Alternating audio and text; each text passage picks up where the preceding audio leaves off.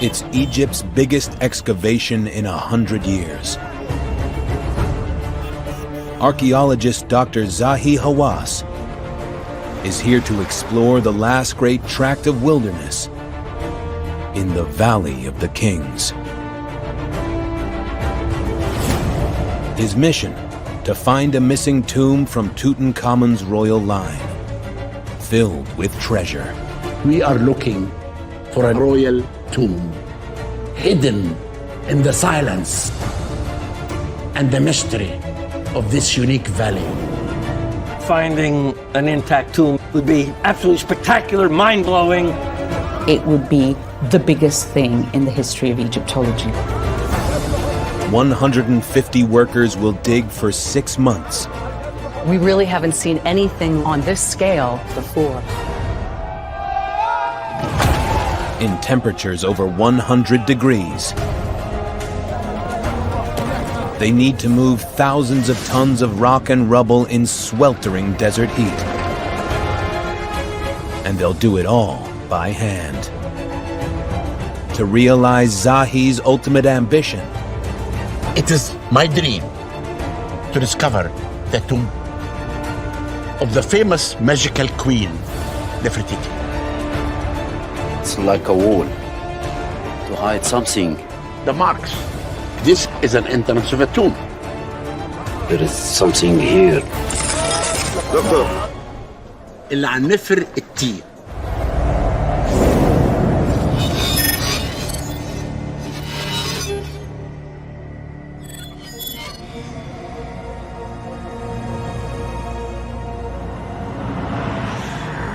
the Valley of the Kings, the world-famous burial ground of the greatest pharaohs of ancient Egypt, and the setting for the archaeological find of the 20th century.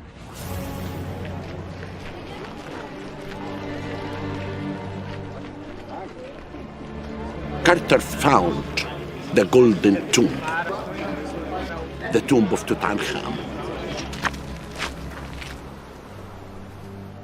Look, this is the steps. When Carter found the steps, he was not sure that this tomb was intact. He excavated this corridor step by step.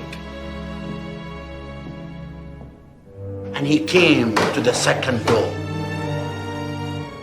And that is the moment that Carter was sure that the tomb is intact. What Howard Carter found inside stunned the world.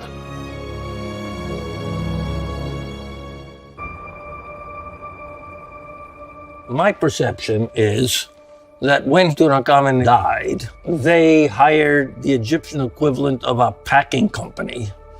And anything and everything that was associated with him in life was packed and then crammed into that tomb. Over 5,000 treasures, worth millions of dollars today. Epic stories of Carter's discovery inspired the young Zahi. I live in the past, every minute in my life, thinking about something in archaeology. This is because of the passion to continue the adventure. The name of Zahi Hawass is synonymous with Egyptian archaeology. If he were to find an intact tomb, he would go down in the history books much as Howard Carter has done. For 40 years, Zahi has dreamt of finding one of the missing tombs from Tutankhamun's royal family. But where to start? 64 tombs have already been found here, and archaeologists have been scouring the area around the tomb of Tutankhamun for the last few decades, without success. Zahi's idea, to search a place that has been overlooked, Only a few hundred feet away over a plateau lies a little-known branch of the Valley of the Kings, the West Valley. Virtually unexplored by archaeologists, and no wonder. Remote, hostile, and buried deep in centuries of rubble. It's a forbidding place and the ultimate test of perseverance. But Zahi is convinced that this is where the lost royal tombs are hidden. The reason that I came here, scholars never excavated here. Everyone wanted to go to the East Valley because the East Valley had the fame, the tomb of Tutankhamun. Zahi believes he has found a clue that could lead him to a missing tomb. An archaeologist's map from 1830 marks the outline of 3 huts to the north of the valley. This map, it is the starting point for a big discovery in the West Valley of the Kings. But first, his team has to dig through 3,000 years of debris. Zahi suspects these huts could have been used by workers on a tomb building project. A rule for an archaeologist: if you find work on huts, there is tombs.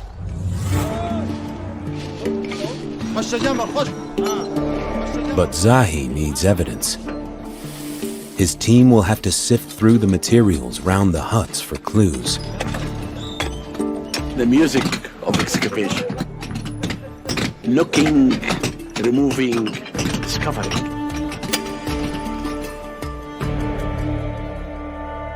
Only 2 finished tombs have been discovered in the West Valley. Both of them belong to pharaohs from Tutankhamun's royal line.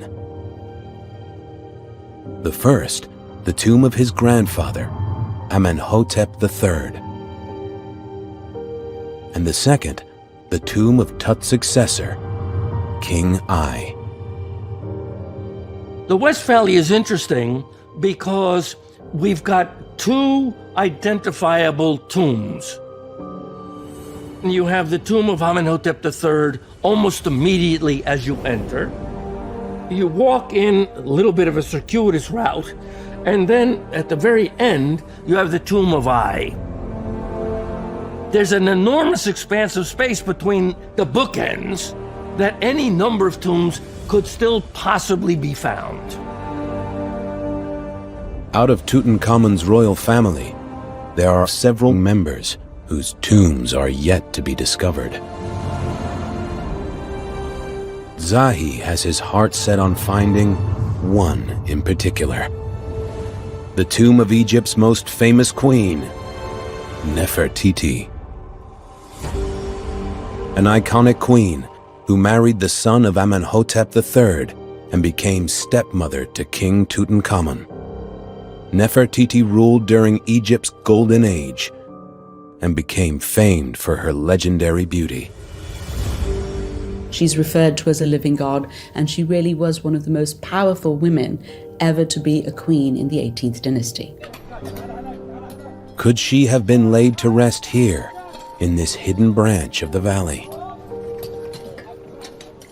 It's absolutely conceivable that Nefertiti was buried in the Western Valley near the tomb of Amenhotep III. Zahi is convinced. I am sure Nefertiti is here, 100%. But where? This is the question.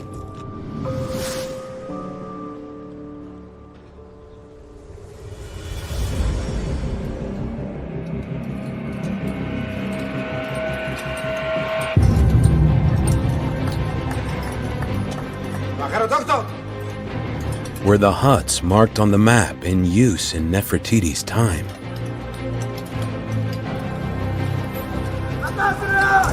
Before long, a clue. Fragments of ancient pottery. Their provenance can reveal vital information about this site. Pottery is very important to archaeology. Pottery can let us to understand the function of any place.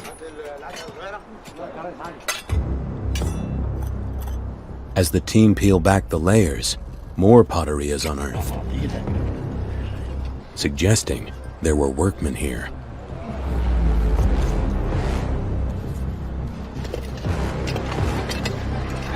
Zahi brings in his right-hand man,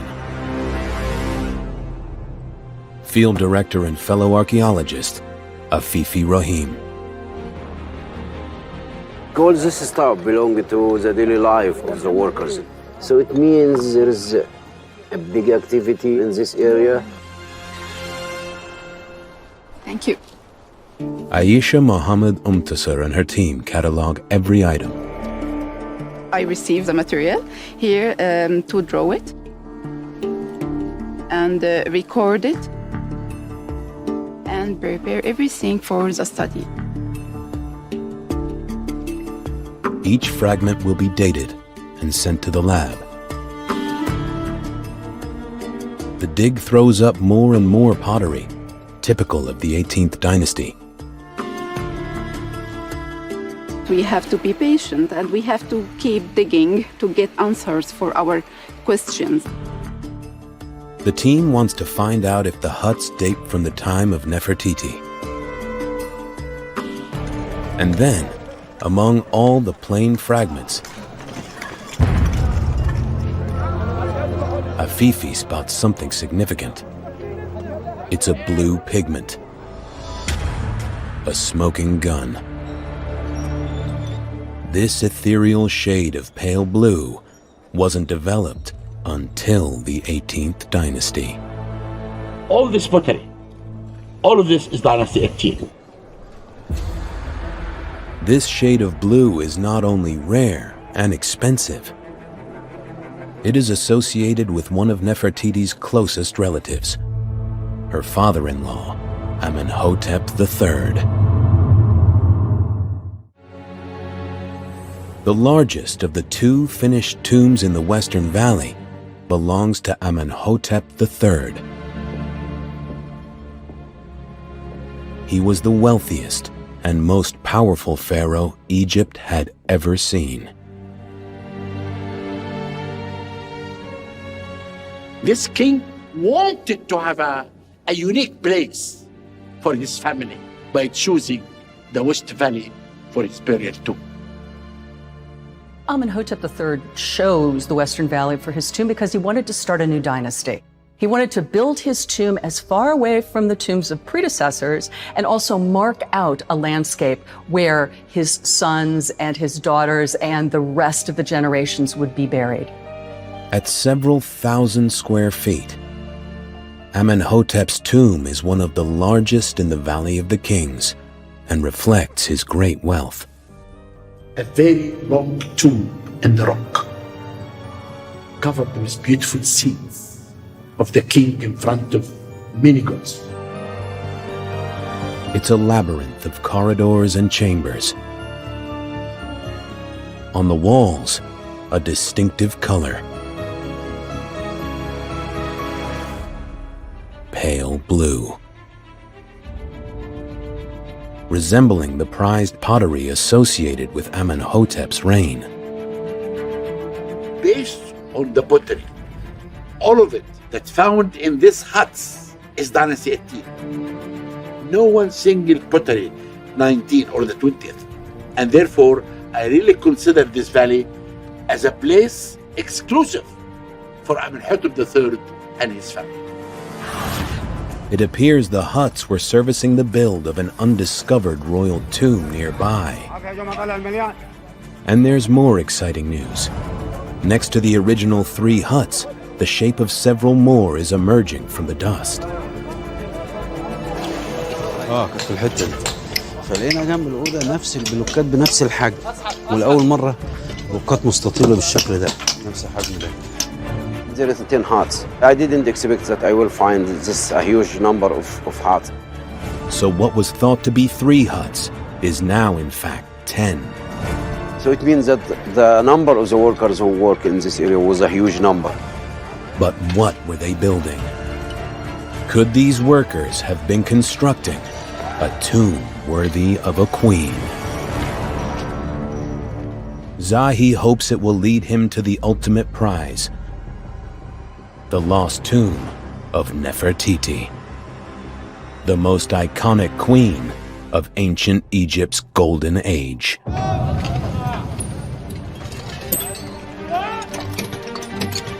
As excavators dig around the structures, more and more huts are revealed.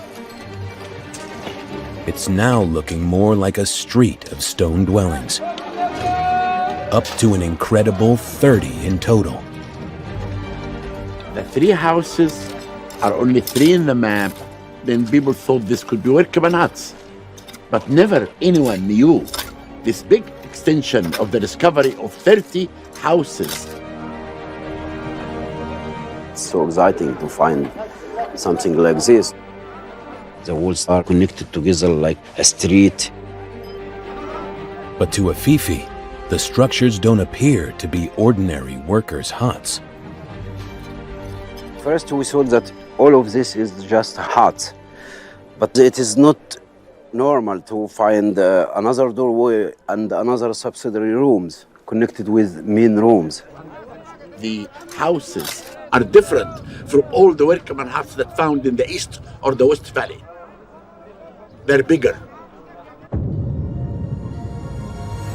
Zahi thinks the structures are too extensive and sophisticated to be simple workers' huts. Could they be the remains of a workman's village? Only one such settlement has been found nearby. 1 mile south of the dig lies a unique site. 3,000-year-old Deir el-Medina. Its isolated desert setting is no accident. For almost 400 years, this was home to an elite group of skilled builders dedicated to a single task: constructing the royal tombs in the Valley of the Kings. This village is unique. It started on Dynasty 18. It has 68 houses. Look, the 68 houses, each house consists of 4 rooms and a kitchen. The village of Deir el-Medina was inhabited by the workmen who worked on the Valley of Kings. And it was a community. It wasn't just the workmen, but it was also their families and their children. Pharaohs didn't want to risk workers sharing the secret location of royal tombs with outsiders. This is how they cook, they eat, they love, they hate. Everything is here. The rooms are really big. The houses are built of mud brick, supported with stone. Are the 30 structures uncovered in the West Valley a second Deir el-Medina? Zahi is not convinced. The 30 houses that we found in the West Valley are completely different. They are not rooms for the workmen to live permanent. I don't think that the workmen lived in the West Valley. If they're not dwellings big enough for workers and their families, then what were these mysterious structures for? And how might they relate to a royal tomb?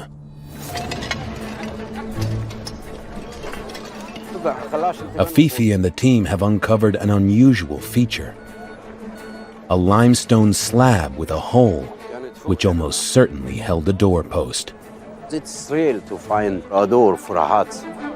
It means that if they put a door, that this hut could be roofed and well closed to keep something important.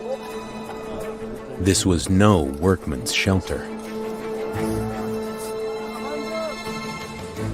What was going on inside these huts that was so important it needed to be kept under lock and key? The answer may lie in the artifacts being recovered from the site. This is a needle. We found it in hut number 16. It's made of bronze. Could be used for making some clothes for the king to put it inside the tomb. It's so rare to find something like this. I think only one needle in Luxor Museum. There is even jewelry that might have been crafted to grace the royal mummy itself. We have a group of beads, different colors. And also we have a big bead, but without completing the hole inside it. So it means unfinished. So maybe they were preparing a necklace for the princess or the queen. Finally, a piece of evidence which takes the purpose of the lockable huts to a whole new level. A tiny chip of black rock. This is represented the pupil inside the eye in the statues. In the old kingdom, it be rounded like a circle, but in 18th dynasty, it takes this shape. I think it's obsidian.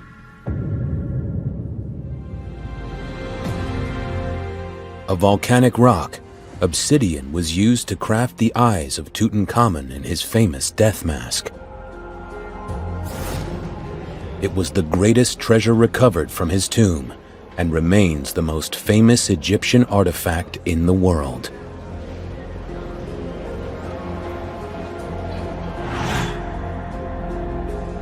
To Afifi, obsidian can only mean one thing.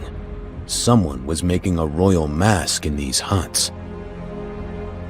If he's right, these stone structures were a workshop, making luxury items for a royal tomb. So we have called these structures workmen's huts.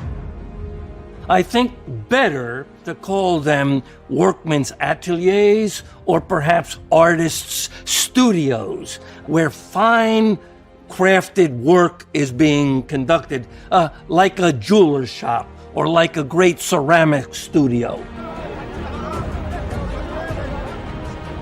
The evidence of the artifacts prove that this area was a funerary workshop. Because it's very important for the tomb to be equipped with artifacts that the king will use in the beyond. What makes that discovery a little bit more momentous is that we've now found material in them that tell us the function of the building. This is the first funerary workshop ever found in Egypt. Not only that, teams of artisans were crafting funeral items on an industrial scale. You would have 30, 40 rooms that are all linked together, and each room would be in charge of a specific facet. Suggesting luxury goods were being created for a ruler, a king or a queen.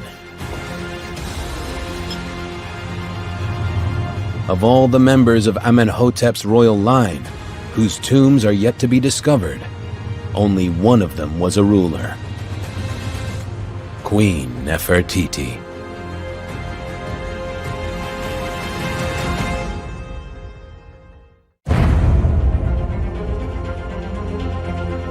In the search for the missing tomb of Queen Nefertiti,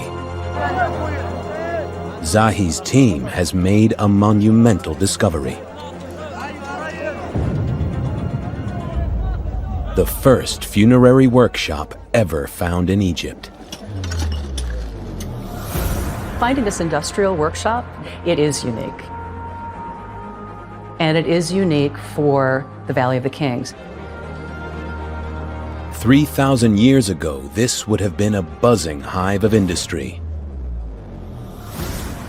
Teams of artisans would have crafted luxury items for a royal tomb. Furniture, vases, jewelry, items a king or queen would need in the afterlife. Those artifacts, like gold and silver, would be stored and sealed by a door in a house like this. We found many things that tell us that they finished funerary stuff here before it get into the tomb directly.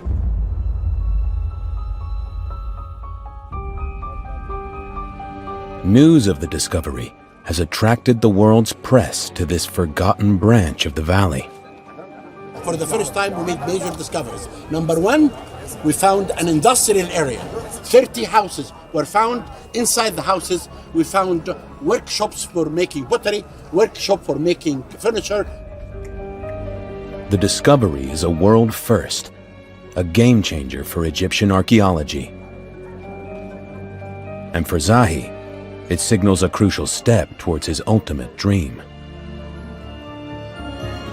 There is a royal tomb in this area around here.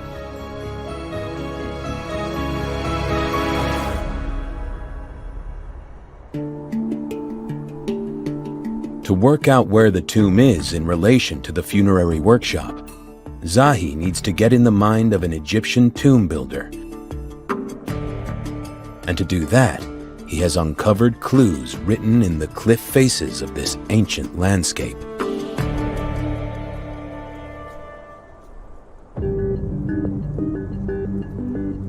Geologist Jean-Paul Zonneveld has analyzed how Egyptian tomb builders use natural features in the rock when choosing a tomb site.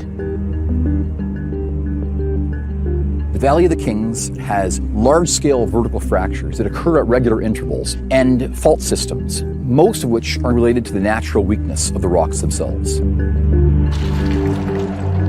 The natural process that formed the valley left its limestone cliffs riddled with fractures.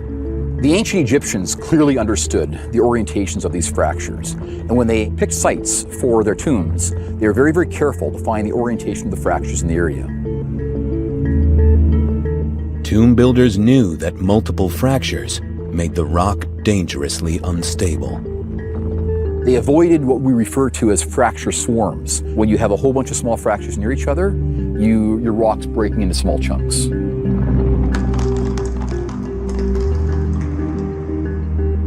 Finding the right sort of fracture could make the colossal task of carving a tomb out of solid rock a whole lot easier. As an unfinished 18th dynasty tomb in the East Valley demonstrates. It's apparent that the ancient Egyptians used the natural fracture system in this mountain to aid within tomb construction. In this case right here, we can see a major fracture network that runs all the way along the roof right here towards the edge of that secondary doorway. This is really quite amazing. As they came down the shaft, they clearly used this next fracture system as a way of creating this beautiful tabular wall right here, this beautiful straight wall. To help him identify which fracture patterns could lead him to a tomb, Zahi must get a bird's eye view of the landscape.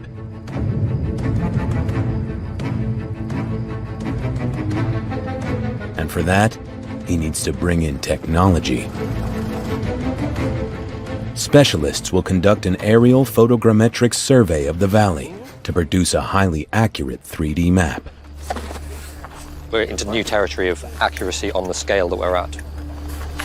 If we needed to, we could go down, and you'll see small stones in this giant model, so you have extremely high resolution model. The data will be used to produce the first 3D model of the West Valley. That's something really amazing. This accuracy, it didn't exist before. It is cutting-edge technology. Do they think this is all right? Yeah, that's looking good to me. Yeah, me too. Let's go.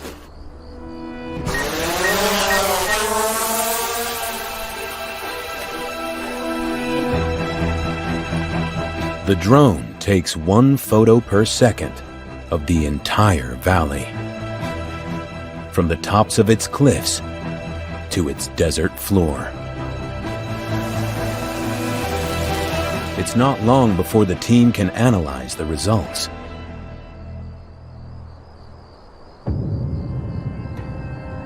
The 3D model highlights several key fracture points around the site of the funerary workshops.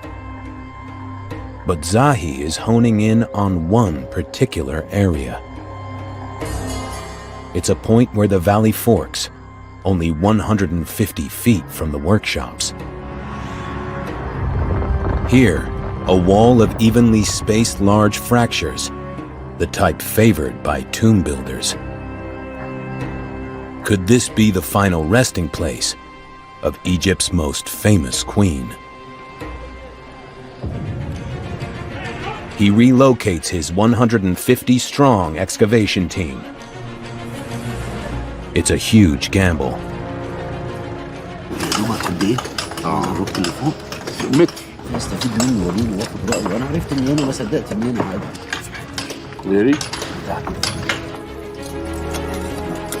When you deal with Dr. Zaha, what make me feel pressure because Dr. Zaha trust in me and depend in me.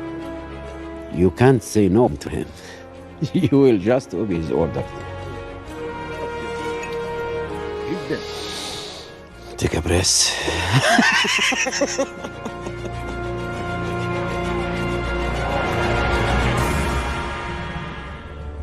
Parched desert canyons are among the most challenging places on Earth for archaeologists to work. Not because of the lack of rain, but what happens to the landscape when it does. When rain starts, it dampens the upper level of the sediment. Clay minerals swell, and they create a surface that nothing can penetrate. There's no vegetation to hold back that water. It's a dry landscape, and so everything comes coating down these canyons. Even if only a centimeter of rain falls, we're still getting around 10 liters of water for every square meter of surface behind us. There are thousands of square meters of landscape feeding into every one of these canyons. It creates an amazing erosional force that comes through these canyons, transporting everything with it. Repeated flooding over 3,000 years has transported millions of tons of rubble down the valley, burying the entrances to any hidden tombs.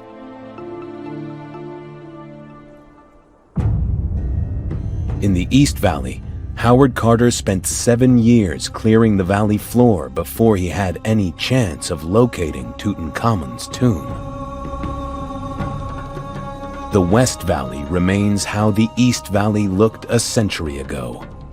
Barely excavated virgin territory. Zahi must follow in Carter's footsteps and clear 3 millennia of rubble. Using the same method, muscle power. Heavy machinery is forbidden. It could destroy crucial evidence.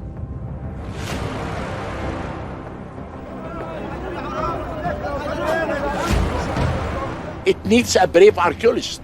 We are brave. The Egyptian, when they came to the New Kingdom to choose this valley, they thought the valley is difficult.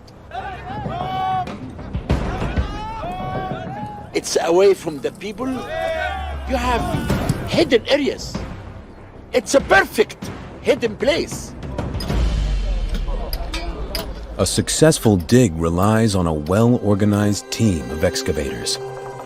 Leading this team, Rais Ali is one man who has archaeology in his blood. Rais Ali spent his life excavating and moving stones. It's from a family that all their lives connected with archaeology. I'm very happy I work inside this team. I work in Egypt in excavation. I work with him long time before.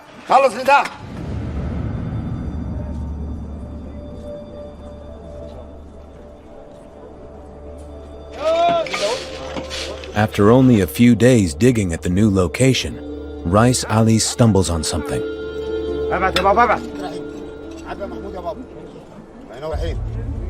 I think it's not gold. Not gold. Maybe bronze. Maybe bronze.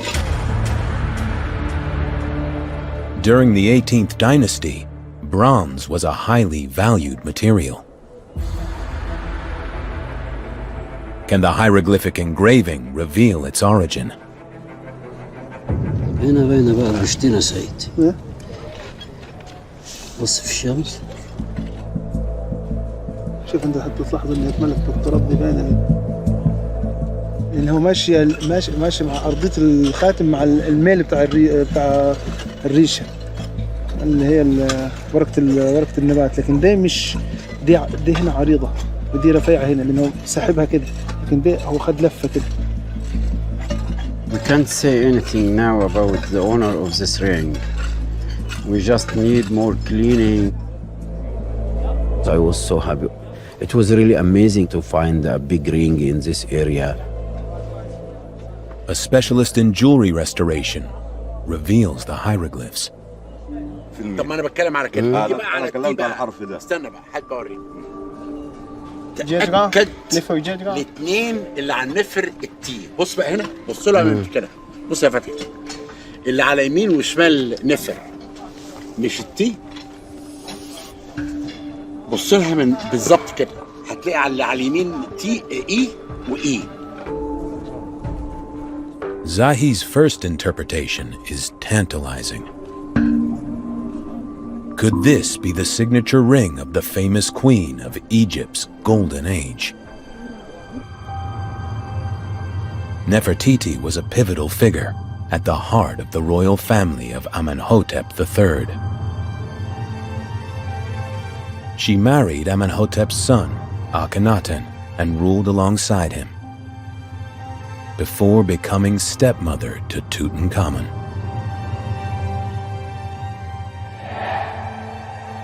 She was definitely Akhenaten's partner in crime and was part of his religious revolution, stood by his side through thick and thin.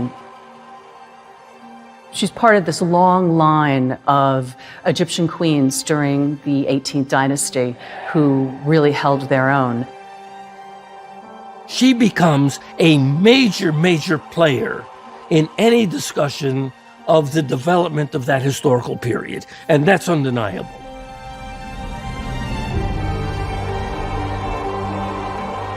Nefertiti most likely ruled in her own right. We also think that after Akhenaten died, Nefertiti ruled for 3 years before Tut took the throne. Did this ring once adorn the finger of a queen?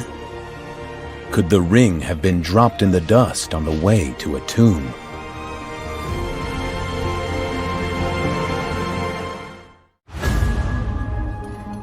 In the remote western branch of the Valley of the Kings, Zahi's search for the tomb of Nefertiti is making slow progress. It's taken several weeks to clear 15 feet of rubble by hand. ابعد لفة وجيجرا. الاثنين اللي على النفر التي. ايه ها؟ في تي. الاثنين صح؟ هذا اي واي ولا ولا اي عندنا وتي؟ شك اللي على اليمين مش اي. كنا شاكين ان دي تي. تي اللي على يمينك دي. اي واي. لا تي، انا شايفها تي. تي؟ يا راجل. اللي هي دي. If the ring is inscribed with Nefertiti's royal insignia, then this will be a game changer. But it's not conclusive. The second part of the symbol is a hieroglyph Zahi hasn't seen before.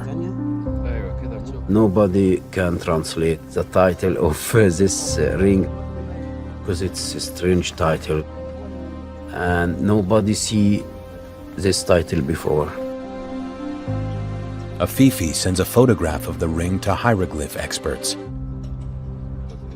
We asked many specialists in the ancient Egyptian language. Could this be the royal crest of Queen Nefertiti?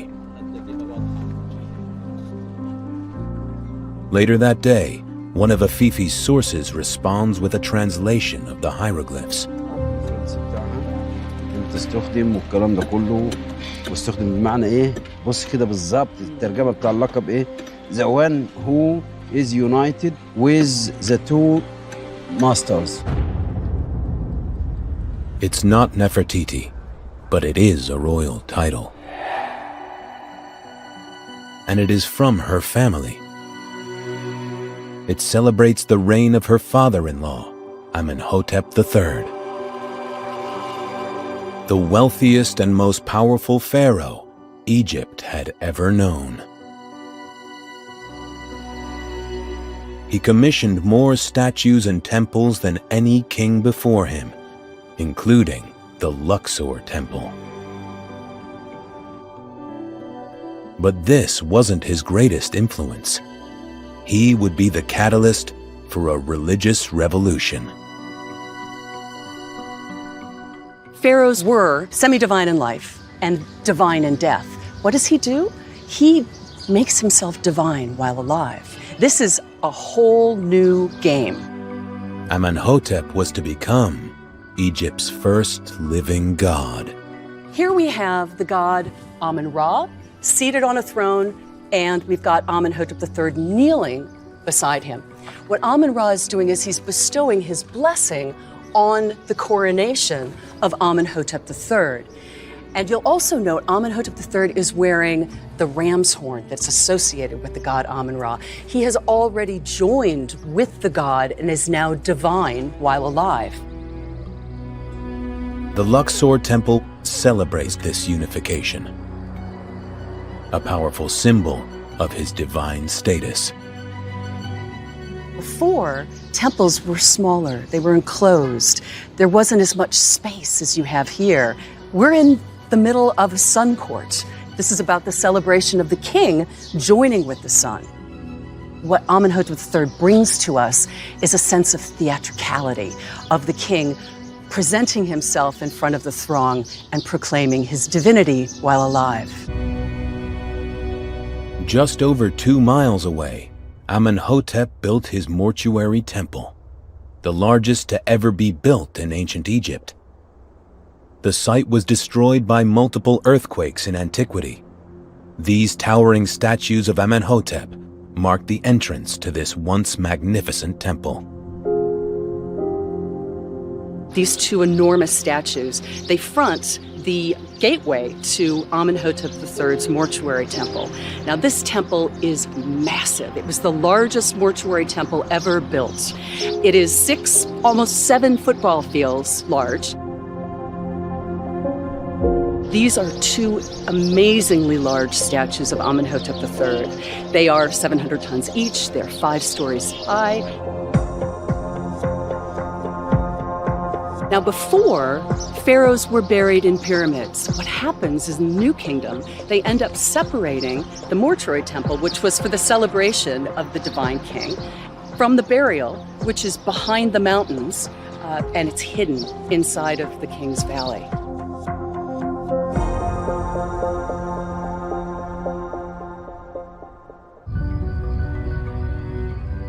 "3,000 years ago, this godlike pharaoh would have commanded a loyal following.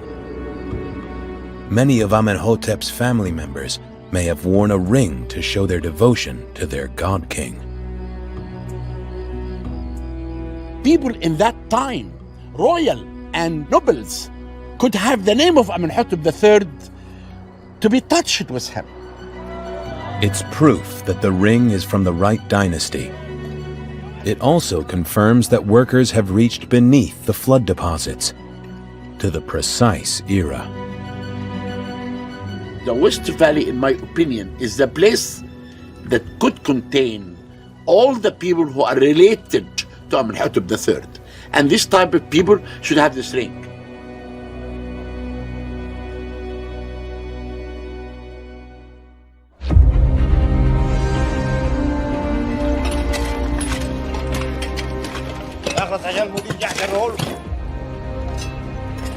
As workers sift through the dust for more clues, they find something unusual. A dark layer that looks like ash. Or maybe this ash layer represented activity layer for the workmen who was working in this valley in the ancient time. Doctor, Deir. Amid the ash, Rice Ali makes a discovery. Gold.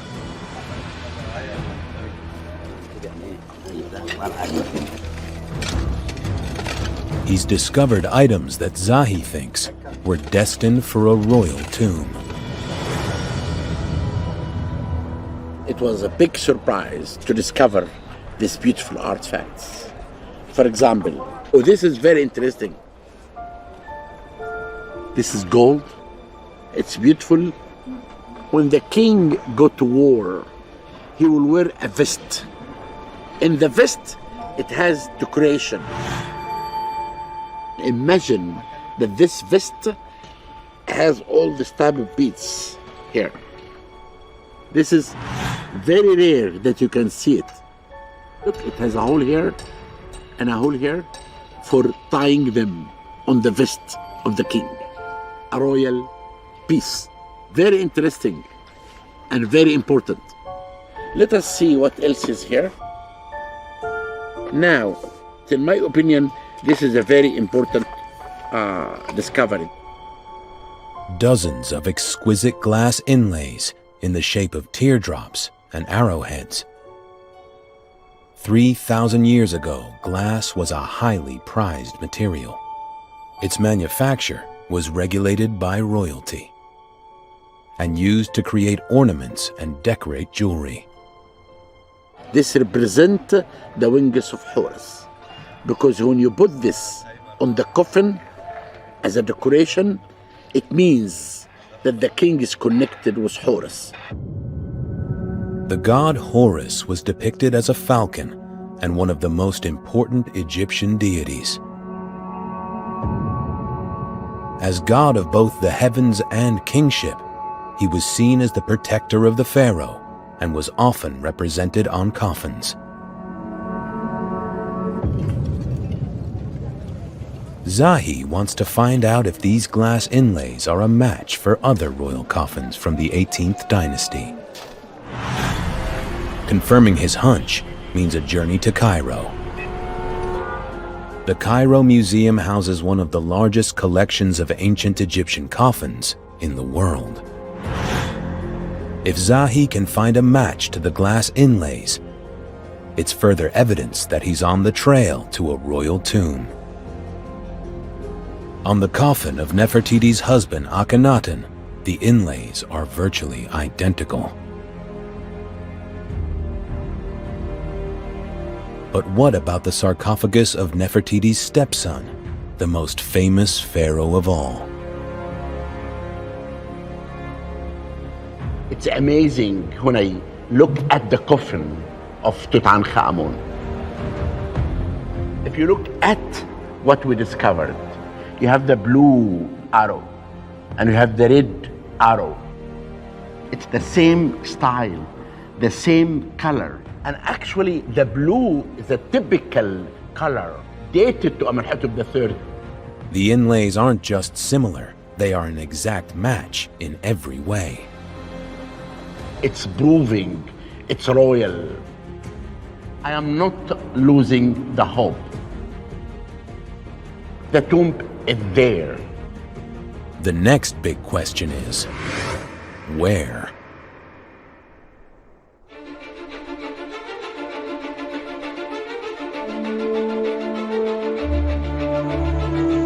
After a busy day, with more questions than answers, the team retreat to the dig house to relax. They're moving all this object to the tomb. Zahi has put on a movie night to keep his team motivated. The excavation in the past, like the movie Raiders of the Lost Ark. They are watching old newsreels of the Tutankhamun discovery. Everyone here dreams of similar glories. No one more so than Zahi himself. You know what's amazing about Carter? That he's always well dressed, always with a tie and a shirt. I have never seen a photograph of him dirty. He always well dressed. Maybe I should wear a suit to bring luck to us.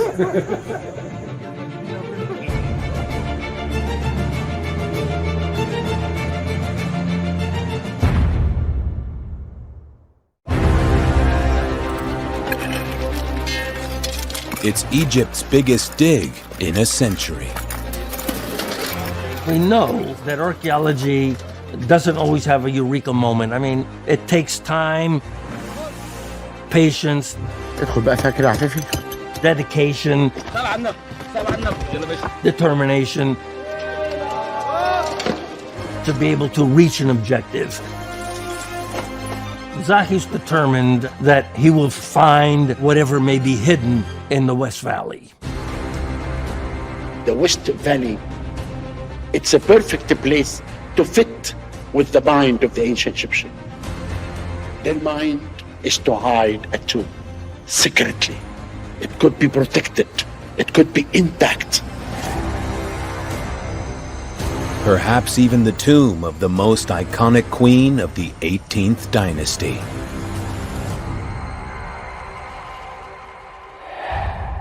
The location of Queen Nefertiti's missing tomb is one of Egypt's greatest unsolved mysteries. The imagination runs wild when one tries to predict what would be found in the tomb of Nefertiti.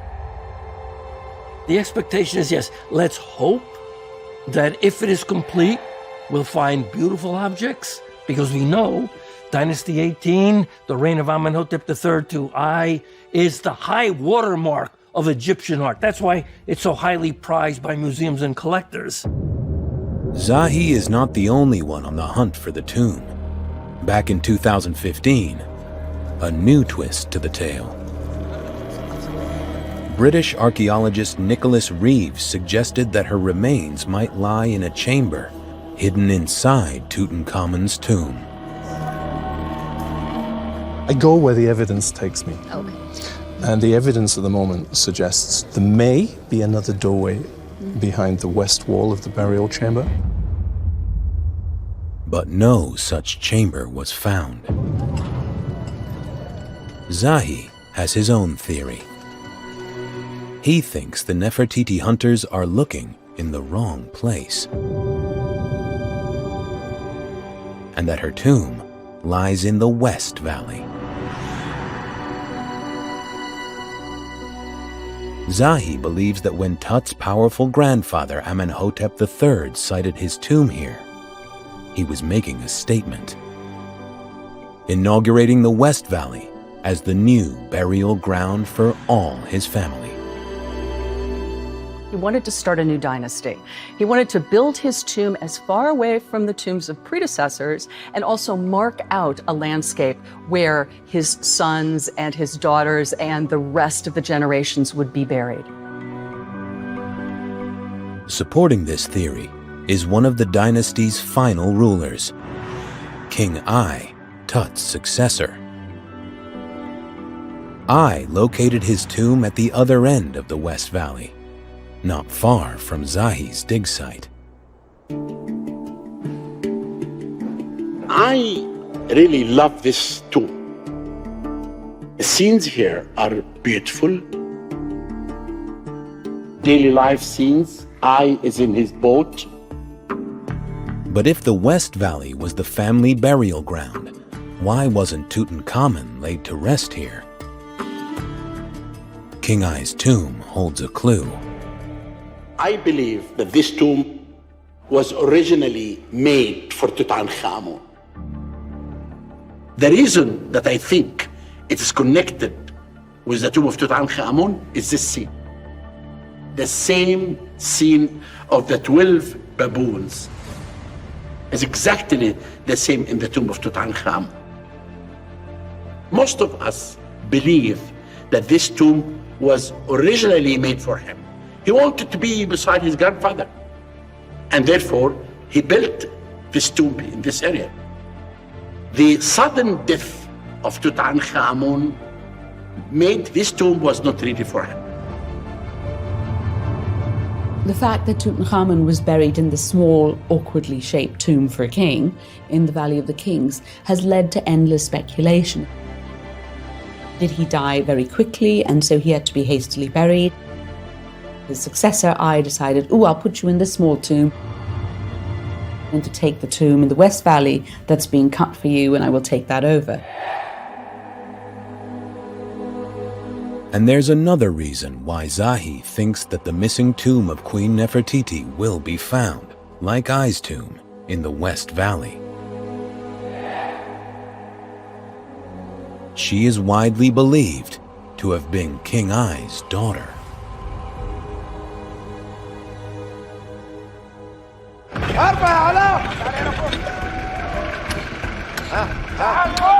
Back at the dig site, a worker sifting through layers of ancient debris raises the alarm. He's found a second ring. Afifi and jewelry specialist Mahmoud take a closer look. After you clean this ring, which material do you think it's made of? Materials may be silver. The ring will need testing to confirm it is made of silver, but if Mahmoud is right, it would be a highly significant find. Silver is so rare in ancient Egypt, so it is more valuable than the gold. Ancient Egypt was rich in gold. There were plenty of mines in the eastern desert, but silver had to be imported from Syria and Greece, making it more precious to Egyptian kings than gold. We have commodity lists from ancient Egypt. Silver is habitually listed above gold. So the Egyptians believed that silver was the more precious of the precious materials. Did you work on something like this before in other sites? No. No. I worked in many sites before. I never find any silver object before. This is the first time to find something silver. It's not just its rarity that makes this ring exciting. And from the shape, we can say it is a female ring. Yes. Well, I think it is something special to find this ring here. If silver is the most precious material, and we find a ring, small diameter, to be able to fit what we think is a petite hand, not a masculine hand, we might suggest that the ring belonged to a royal female member of the court. It's really so important for us to find a silver ring in this area. And if we think about the area around, we have just the eye tomb here, and this is female. Could this precious ring have belonged to a queen? Could it even have adorned the finger of Nefertiti herself? Silver was more valuable than gold in ancient Egypt, and so rare that it was often intermixed with other metals. Time to see whether the ring's silver content is pure enough for a queen.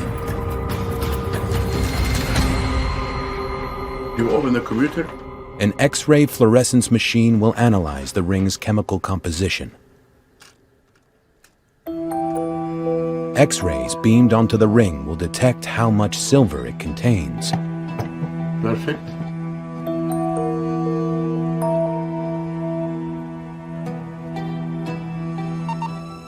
The ring is 97% pure silver. A ring of such high silver content is an incredible find. Silver was a really rare commodity in Egypt because it needed to be imported. Gold was literally in the backyard. I mean, think about Tut and all the objects that he was buried with. Only 5 were silver. This vase is one of those 5 silver items found in Tutankhamun's tomb. It is now housed in the research labs of Cairo's Grand Egyptian Museum. It could be good to compare this silver ring with some of the silver that's found in the tomb of Tutankhamun. It's the first time since its discovery in 1922 that this 3,000-year-old vase has been analyzed with X-ray technology. Okay, start. Yes. 81% silver. There is a difference between them. Okay. Incredibly, the silver vase discovered in King Tut's tomb is not as pure as the silver ring uncovered by Zahi. The design of the ring also gives a clue to its provenance. It mimics a painting discovered in the palace of Amenhotep III. A ring decorated with spirals, that is a particular royal motif that is associated with the court of Amenhotep III. I think we have a smoking gun here. Maybe we do have the tomb of a female member of the dynasty still to be discovered in the valley. This is a major boost to Zahi's theory. It seems that this person was important enough to be able to have a silver ring. The ring was being used for the deceased queen to wear it in the afterlife.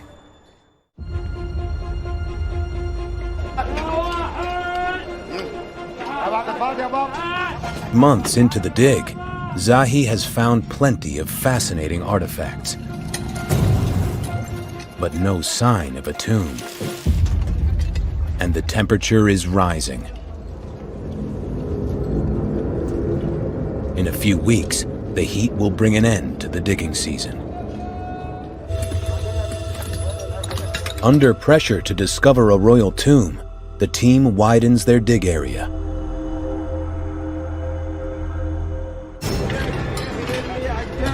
A worker calls Afifi and Zahi to a discovery. Less than 200 feet from the funerary workshops, the beginnings of a shaft. From inside, fragments of pottery emerge. The existence of pottery shows there is something important should be discovered here. As the team digs deeper, more pottery.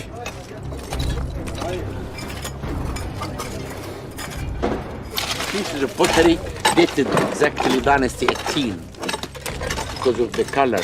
This type of blue, if there is an entrance to the tomb, there should be Dynasty 18. Blue fragments were found when the funerary workshops were discovered. Is this the entrance to a royal tomb? The pottery here is broken pottery, it's a funerary pottery. The signs are that the shaft is from the right period. This is encouraging. We think that look at this area could be leading to an entrance.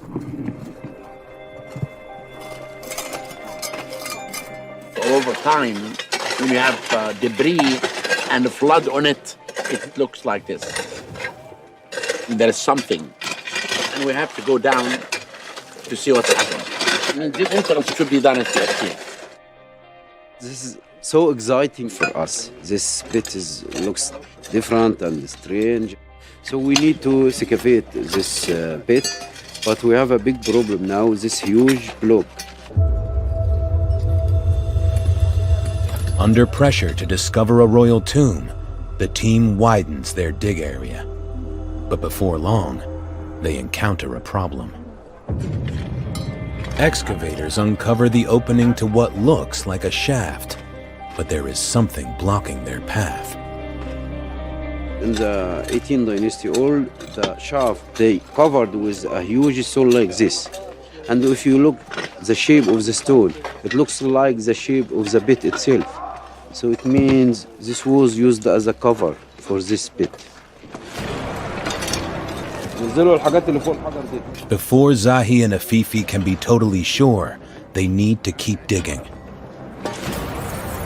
But first, workers have to move the huge boulder without it rolling back into the shaft. We need to excavate all the area underneath of this huge stone. But our problem now, how to move this stone to these directions. It's not allowed for us to use any heavy machine inside the archaeological site. So we have to do it by the workers. Do you have a special technique? Now I have special workers. Very strong, very smart, and they have a good experience in this kind of work. They will do it. All the work that you see here, moving stones, digging, It is ancient Egyptian technique. Pushing the stone with wooden sledges, ropes to pull. And they're singing, push, push, push.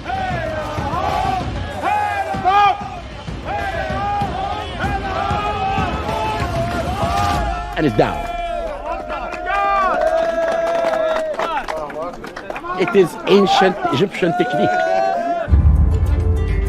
Now the boulder is safely out of the way, Zahi's team gets back to digging out the shaft.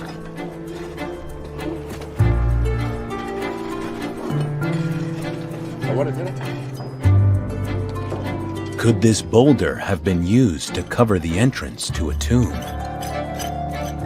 But at a depth of 6 feet, the team hits the bedrock, the natural base of the valley floor. The shaft goes nowhere.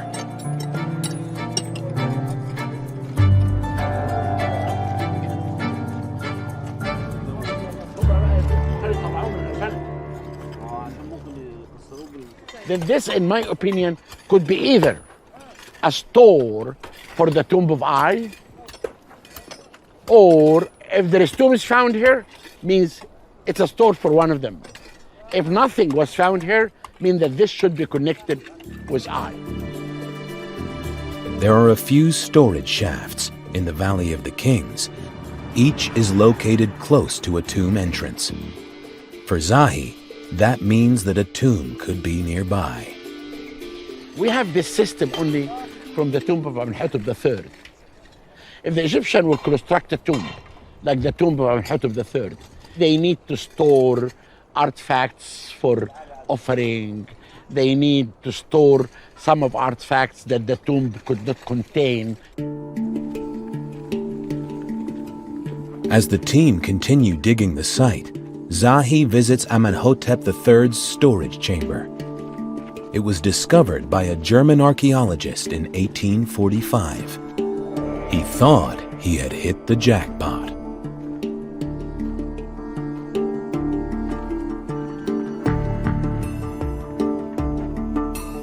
At the beginning, he thought that this could be a tomb for an important person, maybe from the period of Amenhotep III. And after that, other scholars studied this case and they found out that this could be a store.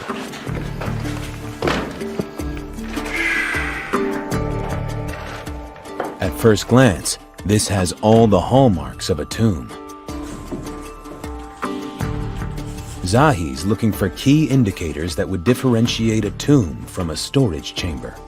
Look at the walls. The walls are not polished. There is no seams.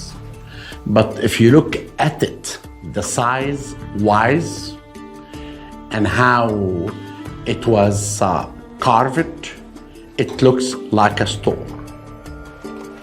For a long time, Egyptologists thought that this was a storage room for the surplus artifacts that didn't fit into Amenhotep III's tomb. But the tomb entrance is over 200 feet away.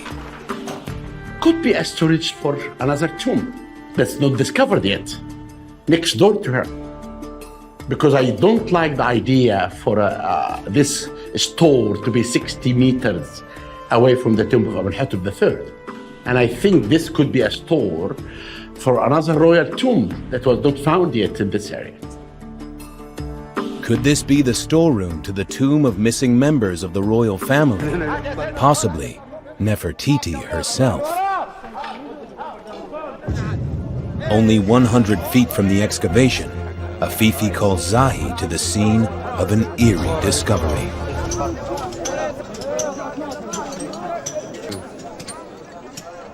It looks like a mummy.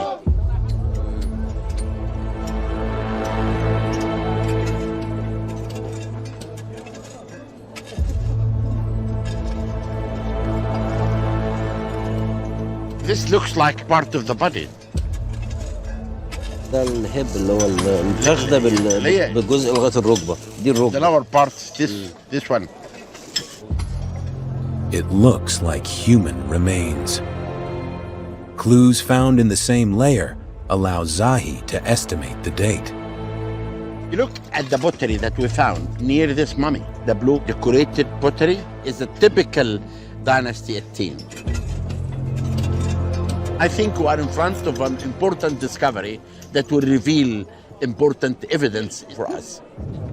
Afifi calls in an expert. Dr. Zainab Hashish is a specialist in analyzing ancient mummy remains. It's easy to record a complete mummy, but it's very difficult to record tiny pieces of bones and mummified remains. There's not much to go on, but Zainab establishes the remains are a hip, thigh, and knee joint belonging to an adult. In this case, this is the left side. Left side, yes. Yeah, and also this is very interesting here. There is flesh and ligaments. This is the skin, and on the top of the skin, a soft layer of resin.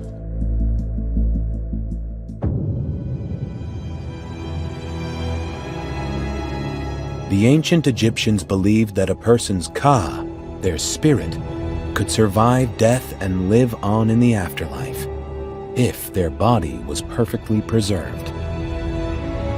Mummification was one of the most important parts of the funerary rituals because, of course, you needed your body to be preserved so your soul could animate it and you could enjoy all the benefits of this world and the next. Mummification was a long and expensive process that used a mineral salt called natron. They would take out your internal organs, wash you out with palm wine, and then using this natron, they would dry you. And then after 40 days, when you were dry, they'd remove you from the natron, sort of dust you off, and it makes you really stiff. So after that, they would have to take some oils and unguents and massage them into the body to give you some flexibility. And also wrap you in multiple layers of pure linen. And they put amulets and jewelry. So after the total of 70 days, you are a mummy.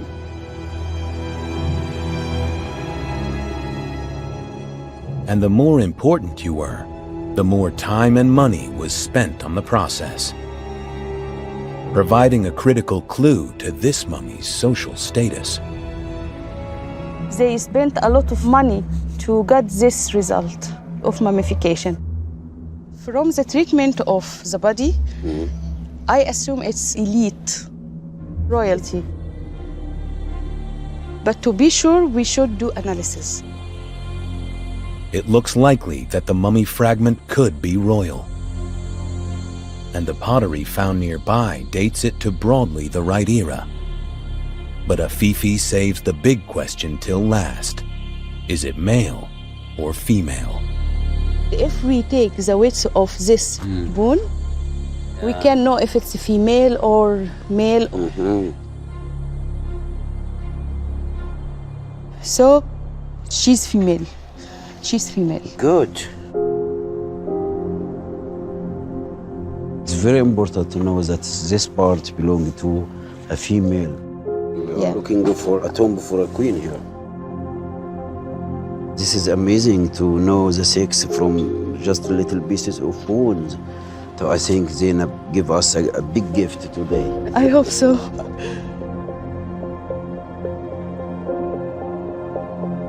For Zahi, it's another boost to his theory that the West Valley is home to the missing tombs of Tutankhamun's wife, sisters, and his illustrious stepmother, Nefertiti.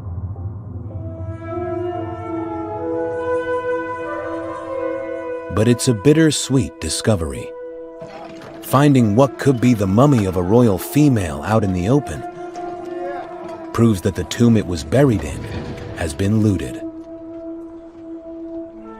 The lure of treasure-filled royal tombs made the Valley of the Kings a magnet for ancient Egyptian tomb raiders.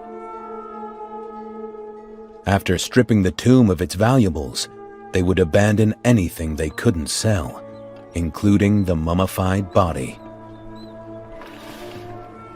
This was the sad state that befell Tutankhamun's own grandmother. In 1898, archaeologists came across 12 mummies stored in a side chamber of someone else's tomb in the East Valley. They had been reburied there after their original resting place was looted. Among them, a mummy with the chest and abdomen torn open, possibly by tomb raiders searching for ritual amulets. She was later found to be Queen T, the great royal wife of Amenhotep III. She now lies in the Cairo Museum. This mummy was found behind a wall in KV 35. We did compare DNA with Anuya and Tuya, the father and the mother of Queen T, and we found they're identical. This proves that this lady was actually Queen T. If you look at her statues, that she's almost equal to the king. And this to show her power on Amenhotep III. He loved her. Even found in the wrong tomb, recovering her mummy allowed archaeologists to correctly identify Queen T. Could the mummy fragments found by Zahi's team belong to another of Tut's female relatives? Even Nefertiti herself. Zainab, you are sure that this is a female? Yes, Okay. I'm sure. Now, in your opinion, Yeah. what dynasty? I think it's from 18 dynasty because the mummification techniques is perfect. The layers that they used to wrap this mummy, it have 15 layers from linen, 3 different kinds of linen. What does this mean? This means it's a royal It's a royal. because they used a lot of techniques to take care with this mummy. I know, I really believe when I saw this, the mummification is perfect. Yeah. Do you think that this piece could be of a princess, a lady? Yeah. Because this is beautifully mummified. Yes. It could be belong to a queen. Yeah. It's all just as Zahi hoped. But Zainab has observed something else intriguing about the mummy. She was overweight because we have here folded in the skin here and here and here.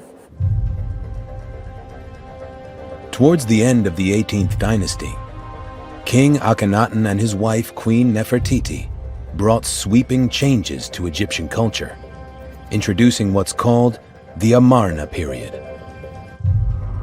Akhenaten was known as the heretic pharaoh. He took all of the Egyptian gods and boiled them down to one, the sun disk, the Aten. As well as making the sun god Aten the prime deity, there was a new ideal of beauty. Royal women, previously portrayed as slender, became noticeably more curvaceous, their hips and thighs growing fatter. This pear-shaped queen is Nefertiti herself. Could the fat-hipped mummy be Nefertiti?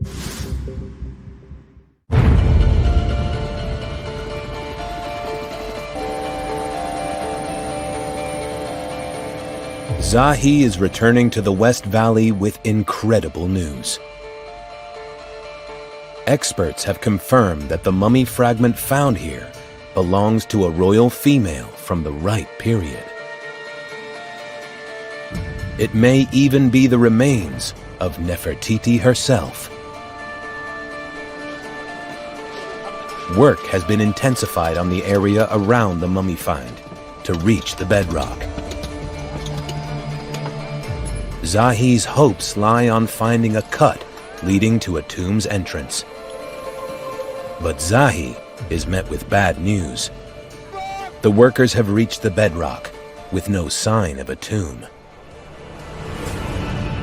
It's a huge blow. I think this area is finished now, but in our work, you shouldn't give up.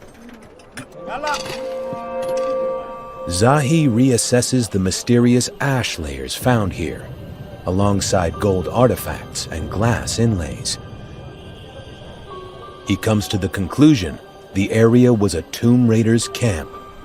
They would bring looted sarcophagi here and burn them down to recover precious metals and gems. Which means the fragment of female mummy could have originated anywhere in the valley.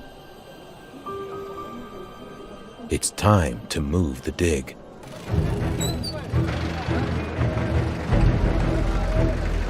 But where? The West Valley is a vast area. If we wanted to check all the valley, it will need many years. We have to be patient.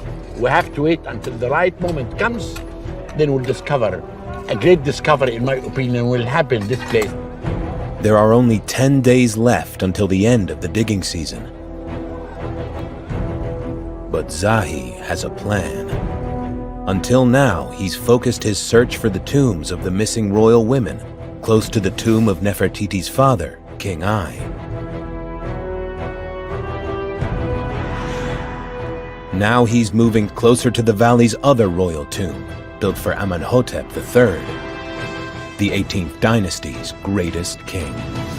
Now, the important area for us to concentrate is the area near Amenhotep III, the perfect place to host all the tombs of his family. The new dig site is a location where the valley widens up to a width of 450 feet. In one last throw of the dice, Zahi splits his 150-strong workforce into 10 groups and assigns each of them a patch.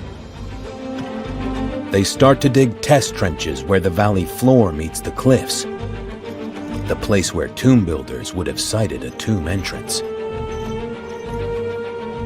Rice Alley is on the lookout for the telltale signs of tool marks in the rock. First, we have to find the beginning of the cut. And this cut will go deep for 2 meters or 3 meters, and after that, the stairs will start leading us to the doorway of the entrance. In just a few days, the summer heat will become unbearable, and they must pack up and leave. Then, with just 3 days to go, a breakthrough.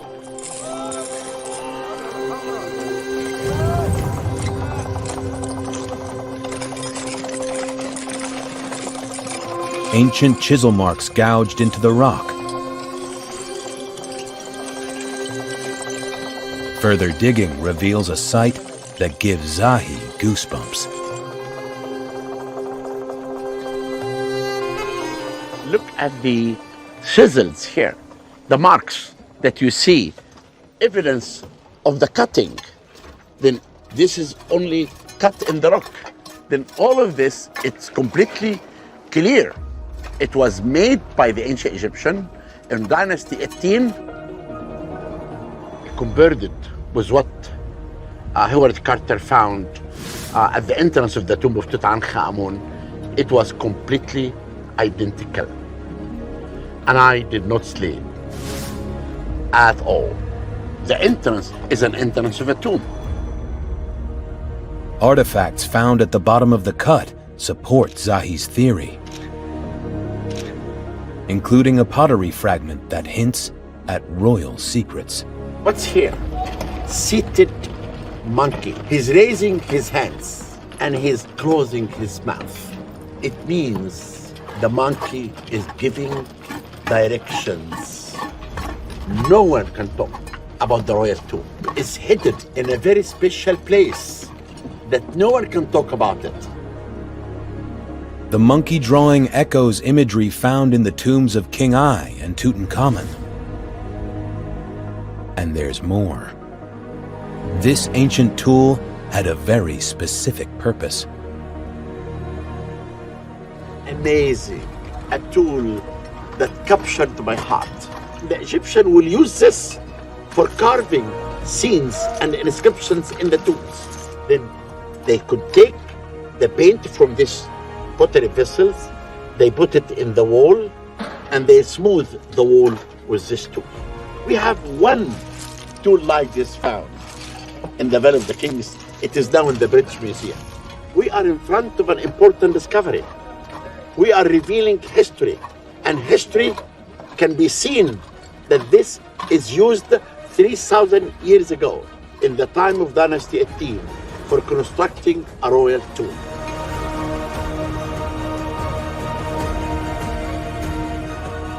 Look at this animal skin. This has been hidden under the sand for 3,000 years. So what are they doing here? Zahi believes that the builders completed a tomb before ritually burying their tools and other materials in the abandoned cut, suggesting a royal tomb lies close by. The strongest evidence of all is this pair of unassuming wooden poles. This is important evidence, which is a clue to tell us what we're going to discover. They look like carrying poles, similar to ones found in Tutankhamun's tomb, where they were used to carry a shrine. Even more intriguing is the hieroglyph carved into the wood. It's a word called Neb-Tawi, means the king of the two lands, Upper and Lower Egypt. The title Neb-Tawi refers to a ruler and could be male or female. So when you find an inscription that says Lord of the Two Lands, as we found on a wooden artifact, the possibility that it could refer to a female is plausible. Could the poles belong to the royal tomb of Queen Nefertiti? To Zahi, it means he could be just yards from the lost tomb of the most elusive queen of the 18th dynasty, Nefertiti. We are in front of a major important discovery. We are going to make the whole world to wait until we show another tomb similar to the tomb of Tutankhamun.